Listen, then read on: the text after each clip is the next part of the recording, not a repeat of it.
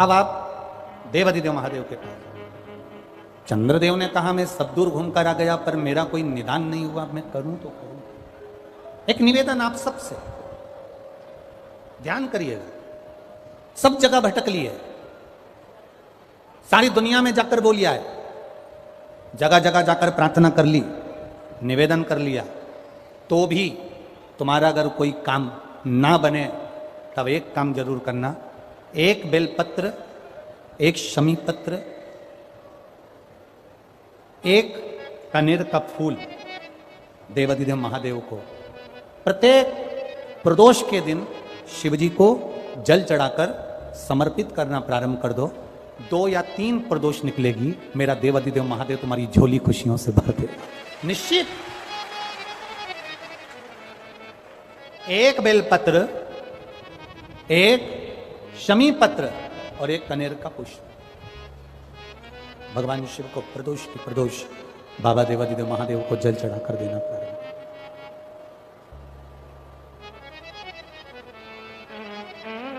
आप दीजिए, वो स्वीकार करेगा। विषम स्थिति में, विषम परिस्थिति में आपने सब दूर भटक लिया, सारी ऐसी कोई जगह नहीं जहां तुम नहीं गए।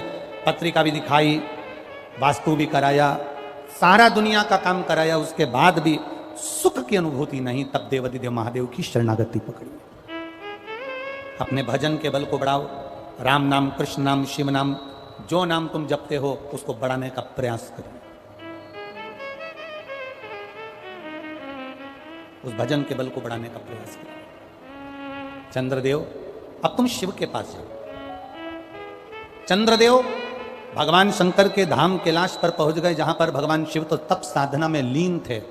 चंद्रदेव को मेरे भोलेनाथ जी ने देखा भी नहीं, क्योंकि वो अपनी तप साधना में लगे थे, भजन में लगे थे, अपनी तप साधना में लीन थे, ध्यान नहीं दिया। अब एक बात ध्यान रखेंगे, शिव जी का पशुपति व्रत करा, सोमवार का व्रत करा, प्रदोष का व्रत करा, सावन के सोमवार करे, उसके बाद भी भोलेनाथ जी नहीं सुने, तो ये मत सोचना कि मैं भोलेनाथ जी का पशुपति व्रत नहीं करूंगी, अब मैं सावन के व्रत नहीं करूंगी, अब मैं भगवान की पूजन नहीं करूंगी, अब मैं शंकर जी के मंदिर में जाकर 1 लोटा जल नहीं चढ़ाऊंगी। ये कभी मत सोचो, बल्कि ये सोचना कि मैंने जो आराधना करी, मैंने जो पूजन करी, मैंने जो व्रत करा, मैंने जो तप साधना करी, हो सकता है उसमें कोई कमी रह गई हो, इसलिए दूसरी बार करूंगी, तब मेरा महादेव मेरी मनोरथ पूर्ण जरूर करेगा। ये निश्चितता के साथ, एक प्रबल विश्वास के साथ, एक प्रबल भरोसे के साथ, एक प्रबल दृढ़ता के साथ मेरे को करना। चंद्रदेव को देवाधिदेव महादेव ने नहीं देखा,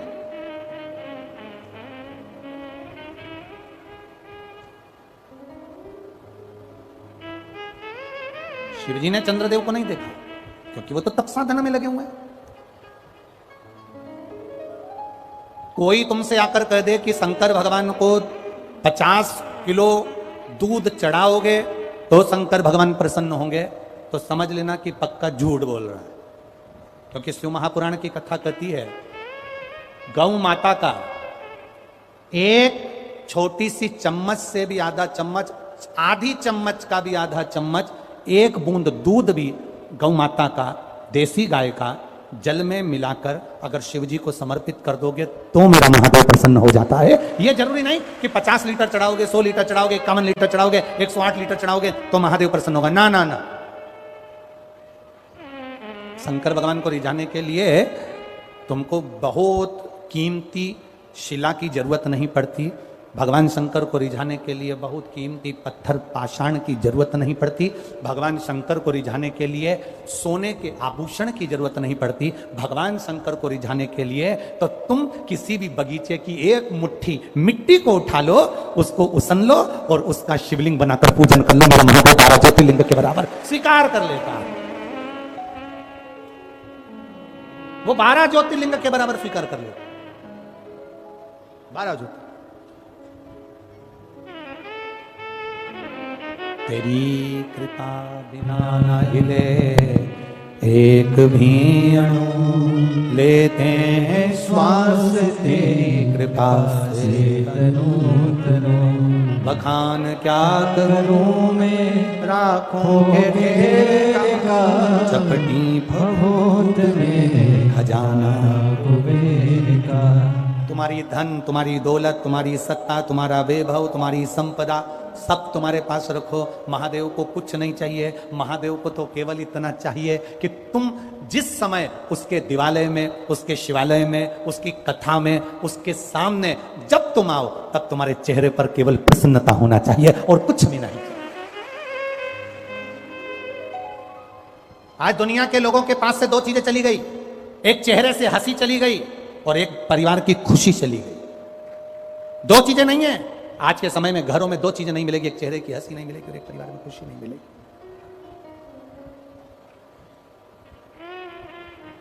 व्यक्ति जब बहुत बड़ा होता चले जाता है, बहुत धनी होता चले जाता है, बहुत संपदावान व्यक्ति हो जाता है, ऊंचे ऊंचे ओहदे पर बैठ जाता है, ऊंचे ऊंचे पद पर जब चाहता जाता है, तब उसके चेहरे की हंसी चली जाती है, उसके खाने की रोटी चली जाती है।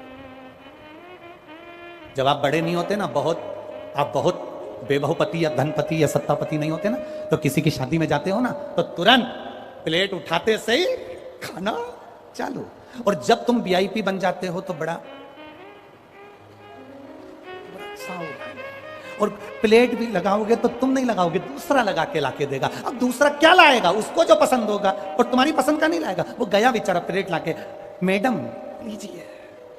अब मैडम भी ये देख रही है कि ये खस के तो गुलाब जामुन निपटाऊं, करे क्या, वीआईपी है ना, तो बड़ा बड़ा सोचना पड़ता। और वीआईपी नहीं हो तो लारे जा, चल मेरे साथ गाड़ी पे बैठे, और पानी पतासा वाले के यहाँ पहुंच गई, दोनों हाथ में पकड़ा और मुंडा फाड़ फाड़ क्या, आग लगे बस्ती में, अपन रहो मस्ती में। क्या अब वीआईपी हो तो बड़ा बहुत ध्यान रखना पड़ता है। सर कॉफी, मैडम आपके लिए पार्टी में से कुछ ला, और अंदर से उड़ रही अलग है, 500 का लिफाफा दूंगी, कम से कम तंदूरी रोटी तो खा जाऊंगा।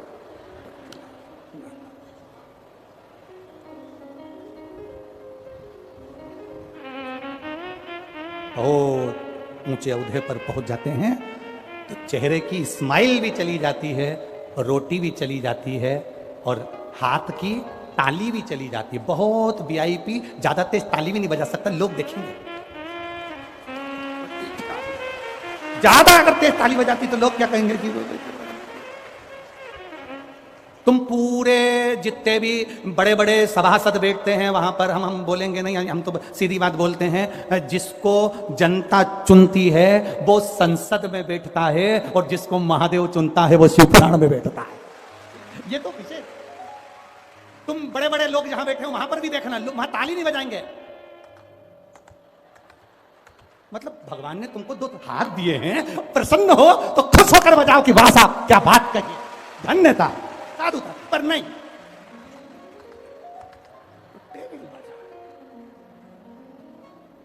प्रसन्नता चली गई। बहुत वैभवपति मुस्कुरा भी नहीं सकता, चार लोगों में जम के हंस भी नहीं सकता, कोई कितनी भी हंसी की बात आ जाए तो भी ज्यादा मुस्कुराएगा तो लिपस्टिक दांत में चिपक जाएगी, हंस।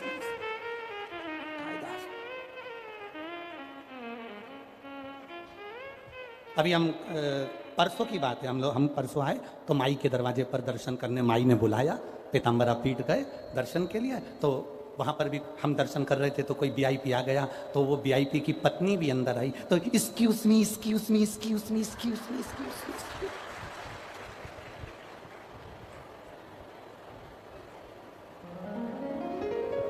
अब देखो वो एक्सक्यूज मी कर रही है, और हम दर्शन करने गए तो हमारे साथ जितने थे हट, संपट पड़े से तो अब जितनी बार एक्सक्यूज मी बोली एक नहीं हटी, एक नहीं हटे, और उसके पास बैठ गया। और एक ना जाने कौन थी, उसको तो माँ घूम रही थी और रो रही थी, चिल्ला रही थी, तो वो उसको हटा रही एक्सक्यूज मी। अब उसको तो यूं बोले ना एक्सक्यूज मी, अब कि हटे एक्सक्यूज मी।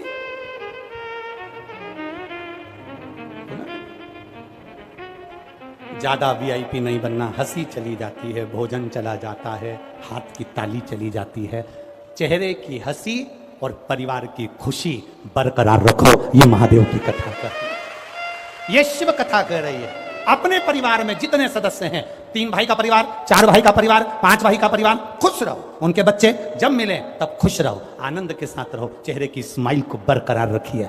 चंद्रदेव की चेहरे की हंसी चली गई, खुद के कारण, उसके स्वयं के कारण, उसकी अभिमतता के कारण, उसके अहंकार के कारण चली गई।